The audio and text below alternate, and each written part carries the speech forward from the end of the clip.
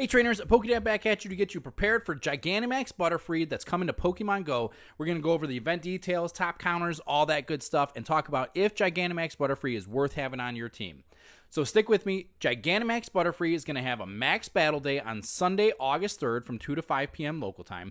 And luckily, we're going to have event bonuses to help us out here, starting with remote raid limit increased to 20 from Saturday the 2nd at 5 p.m. until Sunday, 8 p.m. in the Pacific time.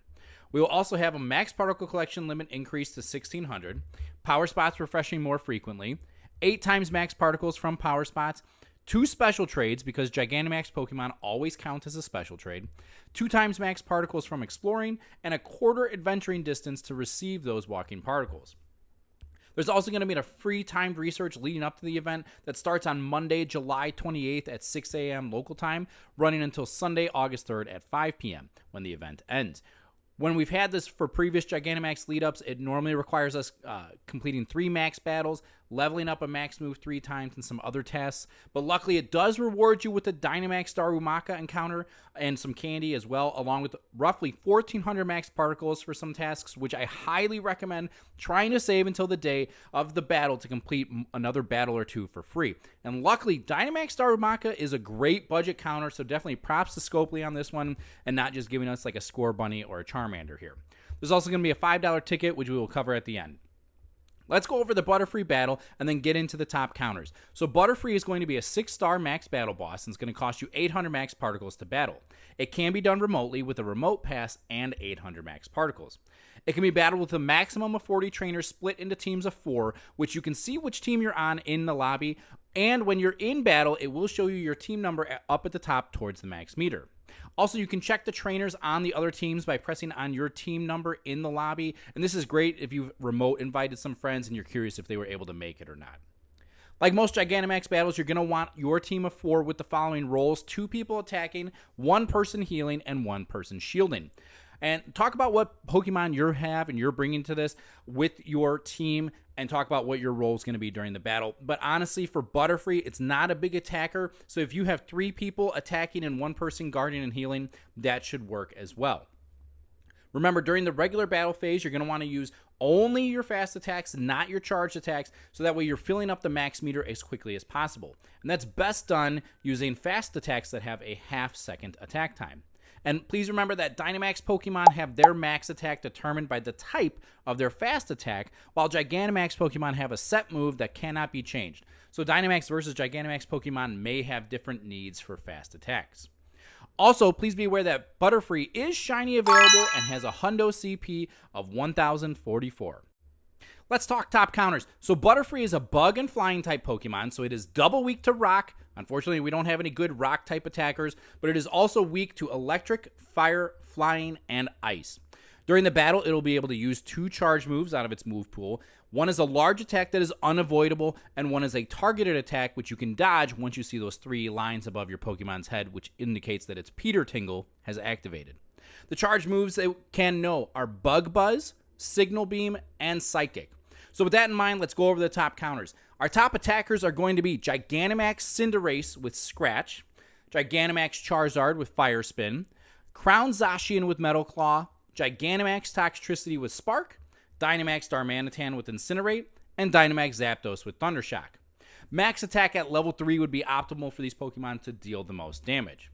Our best defenders are going to be Dynamax Blissey with Pound, Crown Zamazenta with Metal Claw, Crown Zacian with Metal Claw, Dynamax Excadrill with Metal Claw again, and Gigantamax Lapras with Water Gun. These Pokemon have a higher defense and stamina stat, so they're going to be best used with a level 3 max guard. Now, our best healers are going to be Dynamax Blissey with Pound, Gigantamax Lapras with Water Gun, Dynamax Wailord with Water Gun, and Crown Zamazenta with Metal Claw. And these Pokemon typically have a higher HP stat and will be best with a level 3 max Spirit. And also, please remember that even if your Pokemon faint, your whole team faints, that cheering really does help boost that max meter for your team and can sometimes come in really clutch, so please don't give up, tap that cheer meter. Now, with the top counters leveled up with max attacks, I'm going to say you're going to need about 10 trainers. This is definitely doable, possibly less. But if people are bringing level 20 Pokemon with level 1 max attacks not really powered up, then I'd say 15 trainers will play it safe.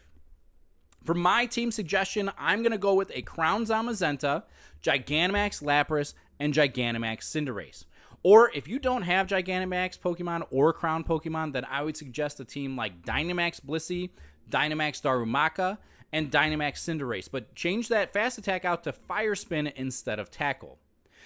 Now that you know what to use, let's talk about maximizing your amount of battles. So there are many strategies on how to maximize your max particle collection going into the event, but the bottom line is you want to end with at least 1,600 max particles on Saturday, along with your walking particles ready to collect. Now, on Sunday, check into a community ambassador hosted meetup because first and foremost, there will be a lot of people there. But secondly, you're going to get 800 extra max particles that we'll collect a little bit later. So after you check into that meetup, go ahead and complete one battle, then collect your walking particles, giving you 300, and collect from another power spot and complete another battle. Collect from another power spot, complete yet another battle, and then collect your 800 meetup particles along with your 1,400 lead up research particles, and you can complete another 4 battles. If you have any particles from your Go Pass, you can collect those as well. But this is landing you 7 Gigantamax battles for free without having to work too much ahead of the event and with really no stress. Now, you could also purchase the $5 ticket that's available, which will give you 1 Max Mushroom, 25,000 XP, 2 times XP from Max Battles, and increases your collection limit to 5,600 instead of 1,600. Now, this means you can complete 7 Max Battles with the collected Max Particles on the day, but make sure that there are enough trainers in your area willing to do this many battles, because with the other free bonuses, you're looking at doing more about like 13 battles instead of the 7 for free. So just make sure you have enough people in your community willing to do this with you. And lastly, make sure you are getting as much easy candy for this Pokemon as possible by Mega Evolving your highest level Bug or Flying type Mega.